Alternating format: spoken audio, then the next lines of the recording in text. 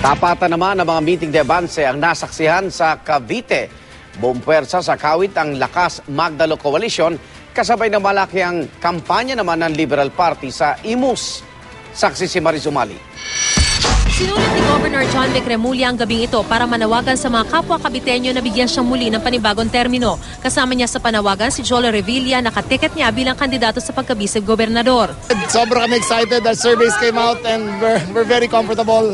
At nagpapasalamat kami sa napakainit na pagtanggap nila sa amin. Sana huwag sila magsawa.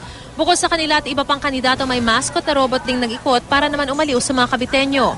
Sa huling 2 araw ng pangangampanya bago ang eleksyon sa Lunes, puspusa na ang pagsuyo sa mga botante ng mga kumakandidato sa lokal na pamahalaan ng lalawigan ng Cavite. Bago nito ay hiwalay munang nangampanya ang dalawa para mas maraming maabot na botante. Si Remulla dumaan muna raw sa libing ng isang dating mayor at saka nagsalita sa graduation ng isang kolehiyo sa Tagaytay. Si Revilla naman sinamahan pa ng amang si Senador Bong Revilla at inang si re-electionist 2nd District Representative Lani Mercado Revilla.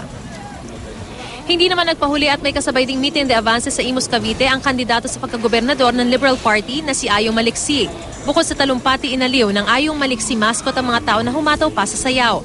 Namigay rin ng ilang giveaways. Ang kanyang vice-gobernador naman si Ronald J. Lacson na anak ni Senador Ping Lacson na iwan na sa meeting de avance nilang idinaos sa Naik. Bago nito buong maghapong nag-ikot sa iba't ibang bayan ang tambalang Maliksi at Lacson. Very comfortable ako sa aking kampanya. Kahit saan ako magpunta para napakainit ang pagtanggap sa mga tao. At ang mga tao talagang nagpapahayag ng kanilang pagsuporta sa atin. Hindi naman kung hindi lang sa aking teammate na si Jay Lacson.